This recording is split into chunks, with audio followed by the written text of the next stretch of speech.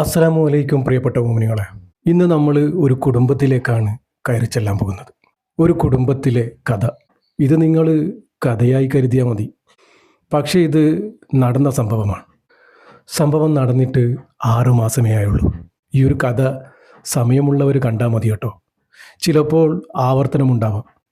എന്നുവെച്ചാൽ ഇത് എഴുതി തയ്യാറാക്കിയ ഒരു കഥയല്ല, ഒരു മനുഷ്യൻ്റെ ജീവിത കഥയാണ്. ഈ ഒരു കഥ കേട്ടാൽ നിങ്ങൾ കരുതും ഒരു പെണ്ണിന് ഇങ്ങനെയൊക്കെ ചെയ്യാൻ പറ്റുമോ എന്ന്. ഒരു പെണ്ണിൻ്റെ മനസ്സാണ് ഞാൻ ഇതിലൂടെ എടുത്തു പറയുന്നത്. മരണവാർത്തകളാണ് സാധാരണ നിങ്ങളുടെയൊക്കെ മുന്നിലെത്തിക്കാറ്. ഈ ഒരു കഥയും മരണവുമായി ബന്ധപ്പെട്ടത് തന്നെയാണ്. ആളുടെ പേരും ഊരുമൊന്നും നമ്മൾ പറയുന്നില്ല. ഒരു പെണ്ണിൻ്റെ മനസ്സ് ഇത്രയൊക്കെ ഉണ്ടാകുമോ? ആ പെണ്ണിന് ഒരു ജീവിതം കൊടുത്ത ആ ഒരു ചെറുക്കൻ, 10-26 വയസ്സേ ഉള്ളൂ ആ ചെറുപ്പക്കാരന്. പാവം എന്ന് വെച്ചാൽ ഇതുപോലൊരു പാവം ചെറുക്കനെ ഞാൻ ഈ അടുത്തായിട്ടൊന്നും കണ്ടിട്ടില്ല. എനിക്കറിയാവുന്നത് കൊണ്ട് തന്നെ ധൈര്യമായി എനിക്ക് പറയാൻ പറ്റും, കൂട്ടുകെട്ടൊന്നുമില്ലാത്ത ഒരു പാവം ചെറുക്കൻ. അതുപോലെ തന്നെയായിരുന്നു അവൻ്റെ കുടുംബവും. ഉമ്മ, ഉപ്പ, ഒരു ഏട്ടൻ, ഒരു പെങ്ങള്, അങ്ങനെ 3 മക്കളാണ്. അവരും വളരെ സാധുക്കളായിരുന്നു. ആരെക്കൊണ്ടും പറയിപ്പിക്കാത്ത ജീവിതമായിരുന്നു. ഈ പെണ്ണ് ഇവൻ്റെ ജീവിതത്തിലേക്ക് കടന്നു വന്നതും ഇവൻ്റെ ജീവിതത്തിൽ പല മാറ്റങ്ങൾ ഉണ്ടാവുകയാണ്. ആ കുടുംബത്തിൽ എന്തൊക്കെയോ സംഭവിക്കുകയാണ്. അവർക്ക് എന്തേ ഇങ്ങനെ ഒരു വിധി പടച്ചറബ് കൊടുത്തേ എന്ന് ചോദിച്ചാൽ അത് പടച്ചറബിനെ അറിയൂ. പടച്ചറബ് നമുക്ക് നല്ലത് മാത്രമേ തരികയുള്ളൂ. ചിലപ്പോൾ അവർക്ക് ഹയറായിരിക്കാം അതൊക്കെ. ആ ചെറുക്കൻ്റെ ഉപ്പ നഷ്ടപ്പെട്ടു, ഉമ്മ നഷ്ടപ്പെട്ടു, മാരകമായ രോഗത്തിലായിരുന്നു അവരൊക്കെ മരണപ്പെട്ടത്. പിന്നെയുള്ളത് ഒരു ഏട്ടനും പെങ്ങളുമാണ്. ഇവൻ്റെ ജ്യേഷ്ഠനാണെങ്കിൽ ഈ അടുത്തായിട്ട് ചെറിയൊരു രോഗം പിടിപെട്ടതിനെ തുടർന്ന് ചെക്കപ്പ് നടത്തിയതാണ്. അപ്പോഴാണ് അവൻ കിഡ്നി പേഷ്യൻ്റ് ആണെന്ന് അറിഞ്ഞത്. അങ്ങനെ ആ കുടുംബത്തിൽ എന്തൊക്കെയോ സംഭവിക്കുകയാണ്. പിന്നെ ആകെ ഒരു ഉഷാറായിട്ടുള്ളത് ഇവൻ്റെ പെങ്ങളുകുട്ടിയാണ്. ഈ ചെറുക്കന് വണ്ടിയൊന്നും ഓട്ടിക്കാൻ അറിയില്ലായിരുന്നു. അതുകൊണ്ട് തന്നെ ഇവൻ്റെ ഭാര്യ എന്നും കളിയാക്കുകയും കുറ്റപ്പെടുത്തുകയും ചെയ്യും. ഇന്നത്തെ കുട്ടികൾക്ക്, ഇന്നത്തെ പെൺകുട്ടികൾക്ക് അതൊക്കെയാണ് വേണ്ടത്. അവർ ബൈക്കിലിരുത്തി ഇങ്ങനെ കറങ്ങാൻ പോകണം. അതാണ് അവരുടെ ജീവിതം, അതാണ് അവർക്ക് വേണ്ടത്. അതൊന്നും ഇവനെ കൊണ്ട് പറ്റുന്നില്ല. ആ പെണ്ണ് ഏറെ നിരാശയിലാണ്. പക്ഷെ ഇതുപോലൊരു ചെറുക്കനെ കിട്ടാൻ ആ പെണ്ണ് തപസ് ചെയ്യണം.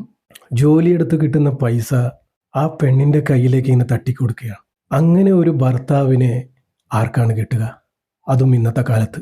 അപ്പോൾ നിങ്ങൾ എന്നെ ഒന്ന് കരുതിയാൽ മതി, ആ ഒരു ചെറുക്കൻ എത്രമാത്രം പാവമായിരിക്കും. വേറെ ഒരു ഉപദ്രവവുമില്ല.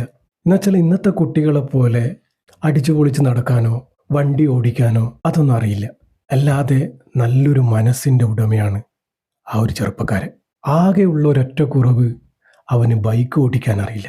ആ ഒരു കുറവ് തന്നെയാണ് ഏറ്റവും വലിയ കുറവെന്ന് പറഞ്ഞ് ഇവൻ്റെ പെണ്ണ് എന്നും കളിയാക്കുകയും ചെയ്യും, കുറ്റപ്പെടുത്തുകയും ചെയ്യും. ആൾക്കാരുടെ മുന്നിൽ നിന്നും ഇവനെ കളിയാക്കും. പക്ഷെ അതൊന്നും അവൻ കാര്യാക്കാറില്ല. നിങ്ങൾ കരുതും ഇങ്ങനെയും ഒരു കഥയുണ്ടോ? ഇത് കഥ തന്നെയാണ്, ജീവിത കഥ. അങ്ങനെ ഇവർക്കൊരു കുഞ്ഞുണ്ടായി, നല്ലൊരു ആൺകുഞ്ഞ്. അതിനുശേഷം ഇവള് വല്ലാതെ കടുംപിടുത്തമായിരുന്നു. നിങ്ങൾ എങ്ങനെയെങ്കിലും വണ്ടി ഓടിക്കാൻ പഠിച്ചേ മതിയാകൂ എന്ന്. ഇവനാണെങ്കിൽ ഭയങ്കര പേടിയാണ്. ചെറുപ്പം മുതലേ അങ്ങനെ ജീവിച്ചതാണ്, വലിയ കൂട്ടുകെട്ടൊന്നും ഇല്ലാതെ. അങ്ങനെ ഇവളുടെ വഴക്കും കളിയാക്കലും സഹിക്കാൻ പറ്റാതെ അവൻ വണ്ടി പഠിക്കാൻ ഒരുങ്ങി. 1-2 മാസങ്ങൾക്ക് ശേഷം അവൻ വണ്ടി ഓടിക്കാൻ പഠിച്ചു. എന്നാലും നിരത്തിലൊക്കെ പോകാൻ പേടിയാണ്. മനസ്സില്ലാ മനസ്സോടെയാണ് അവൻ വണ്ടി പഠിച്ചത്. വണ്ടിയൊക്കെ പഠിച്ച് ഭാര്യയും കുട്ടിയെയും കൂട്ടി വളരെ സ്ലോയിൽ പലയിടങ്ങളിലും പോകും. ഞാനിങ്ങനെ ചിന്തിക്കുകയാണ്, ഈ പെണ്ണ് സ്നേഹിച്ചത് വണ്ടിയെയാണോ അതോ ഇവനെയാണോ എന്ന്. അങ്ങനെ തോന്നിപ്പോകും നിങ്ങൾക്കും. വണ്ടി പഠിച്ച് ഓട്ടാൻ തുടങ്ങിയിട്ട് 1 മാസമേ ആയുള്ളൂ. എന്നാലും അവൻ്റെ മനസ്സിലുള്ള ആ ഭയം മാറിയിട്ടില്ല കേട്ടോ. എന്നുവെച്ചാൽ അതിനോട് താല്പര്യമില്ല. അതുകൊണ്ട് തന്നെ നിർബന്ധപൂർവം വണ്ടി പഠിപ്പിച്ചു. ആ വണ്ടിയും കൊണ്ട് ഒരു ദിവസം ജോലിക്ക് പോയതായിരുന്നു. സുബ്ഹാനല്ലാഹ്, തിരിച്ചു വരുന്ന വഴിക്ക് ഒരു ആക്സിഡന്റ് സംഭവിച്ച് വലിയ പരിക്കുകളോടെ ആശുപത്രിയിലെത്തിച്ചു. ആശുപത്രിയിലെ തീവ്ര പരിചരണ വിഭാഗത്തിലായിരുന്നു അവനെ കിടത്തിയത്. ആക്സിഡന്റ് ആയതറിഞ്ഞതും ഇവൻ്റെ ഭാര്യ നേരെ ഹോസ്പിറ്റലിലെത്തി. ഇവനെ ചെന്ന് നോക്കി ഡോക്ടർമാരോടും ചോദിച്ചു ഇവൻ്റെ നില എങ്ങനെയാണെന്ന്. ഹോസ്പിറ്റലിലെത്തി അവനെ കണ്ടതും ഡോക്ടറോട് ഇവൻ്റെ അവസ്ഥയെക്കുറിച്ച് ചോദിച്ച് മനസ്സിലാക്കിയതിന് ശേഷം ആ ഒരു സമയത്ത് ആ പെണ്ണ് വീട്ടിലേക്ക് പോയതാ. പിന്നെ വിളിക്കുകയോ ഒന്ന് വന്ന് കാണുകയോ ചെയ്തിട്ടില്ല ആ പെണ്ണ്. ഇവനെ കൊണ്ടിനി യാതൊരു ഉപകാരവുമില്ല എന്ന് മനസ്സിലാക്കി ആ പെണ്ണ്. എന്നുവെച്ചാൽ തീവ്രപരിചരണ വിഭാഗത്തിൽ വെന്റിലേറ്ററിലാണ് അവൻ ശ്വാസത്തിന് വേണ്ടി പെടാപ്പാടുപെടുന്നത്. ആ പെണ്ണിൻ്റെ മനസ്സൊന്ന് നിങ്ങൾ നോക്കിയേ. ഇനി അവനെ കൊണ്ട് യാതൊരു ഉപകാരവുമില്ല എന്ന് മനസ്സിലാക്കിയ ആ പെണ്ണ് ഈ ഒരു സമയത്ത് തന്നെ ഡിവോഴ്സിന് വേണ്ടി ആവശ്യപ്പെടുകയാണ്. ഇവരുടെ കുടുംബത്തിൽ ആരുമില്ല. ഇവനാകെയുള്ളത് ഒരു ഏട്ടനും പെങ്ങളുമാണ്. ആ പെങ്ങളാണ് ഇവനിക്ക് വേണ്ടി 1 മാസത്തോളം ഹോസ്പിറ്റലിൽ നിന്നത്. ഭാര്യ തിരിഞ്ഞു നോക്കിയില്ല. ആ ഒരു സമയത്ത് ഭാര്യ പറയാണ്, എനിക്ക് ഇപ്പോൾ ഡിവോഴ്സ് വേണമെന്ന്. ഒന്ന് ആ കുട്ടിയെ കൊണ്ടുവന്ന് കാണിക്കാൻ പറഞ്ഞിട്ട് അവൾ കൂട്ടാക്കിയില്ല. നിർബന്ധിച്ച് ബൈക്ക് പഠിപ്പിച്ചു. ആ ബൈക്കിൽ തന്നെ അവൻ മരണപ്പെട്ടു. വെന്റിലേറ്ററിൽ കിടന്നവനൊന്ന് ശ്വാസം കഴിക്കാനോ ഒന്ന് ഉരിയാടാനോ പറ്റാതെ 1 മാസത്തോളം വെന്റിലേറ്ററിൽ കിടന്നു പടച്ച റബ്ബിലേക്ക് മടങ്ങി. ഇന്നാലില്ലാഹി വ ഇന്നാ ഇലൈഹി റാജിഊൻ. അവൻ്റെ ഖബർ വിശാലമാക്കി കൊടുക്കട്ടെ, സ്വർഗപ്പൂന്തോപ്പാക്കി കൊടുക്കട്ടെ. മരണപ്പെട്ടു. 26 വയസ്സ് മാത്രമേ പ്രായമുള്ളൂ. ഭർത്താവ് മരിക്കാൻ കിടക്കുമ്പോഴാണ് ഡിവോഴ്സിനാവശ്യപ്പെട്ട ആ ഒരു പെണ്ണ്. ആ പെണ്ണിൻ്റെ മനസ്സെന്തായിരിക്കും? പ്രിയപ്പെട്ടവരെ, ഇത് ഒരു ജീവിത കഥയാണ്. അതുകൊണ്ട് തന്നെ നിങ്ങളൊക്കെ സിനിമയിൽ കാണുന്നത് പോലെ ഇതിന് ക്ലൈമാക്സ് ഒന്നും ഉണ്ടാവില്ല. നടന്ന സംഭവം അതുപോലെ ഞാൻ നിങ്ങളോട് പറഞ്ഞു എന്ന് മാത്രമേ ഉള്ളൂ. ഇങ്ങനെയുമുണ്ട് മനുഷ്യരുടെ മനസ്സ് എന്ന് മനസ്സിലാക്കാൻ. ഒരു കുടുംബം തന്നെയാണ് ഇല്ലാതായത്. ആ കുടുംബത്തിൽ ഇപ്പോൾ ഉള്ളത് ഇവൻ്റെ ജ്യേഷ്ഠനും ആ പെങ്ങളുമാണ്. എങ്ങനെ കഴിഞ്ഞ കുടുംബമായിരുന്നു? പ്രിയപ്പെട്ടവരെ, നമ്മളിപ്പോൾ ഒരു കുടുംബത്തിലേക്കാണ് കയറി ചെന്നത്. അവരുടെ ആ ഒരു കുടുംബത്തിലെ വിശേഷങ്ങളാണ് നിങ്ങളെ അറിയിച്ചത്. മക്കളെ കല്യാണം കഴിപ്പിച്ചയക്കുമ്പോൾ നമ്മൾ മാതാപിതാക്കളായ നമുക്ക് കുറച്ച് ഉത്തരവാദിത്തങ്ങളൊക്കെ ഉണ്ട്. നല്ല സ്വാലിഹത്തായ ആളുകൾക്ക് തന്നെ നമ്മൾ പിടിച്ചു കൊടുക്കുക നമ്മുടെ മക്കളെ. ഞാനെന്നും ആ ഒരു ചെറുക്കനെ കുറിച്ച് ഓർക്കും.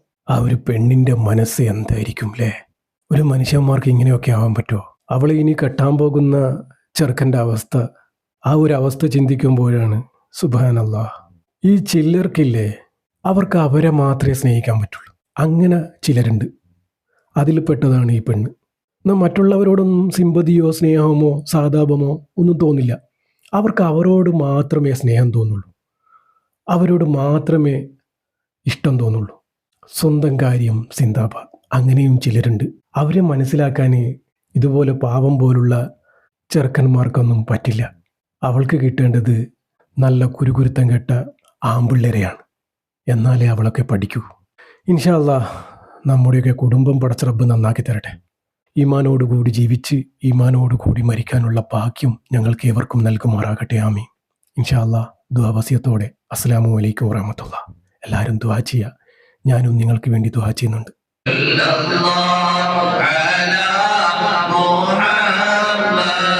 صلى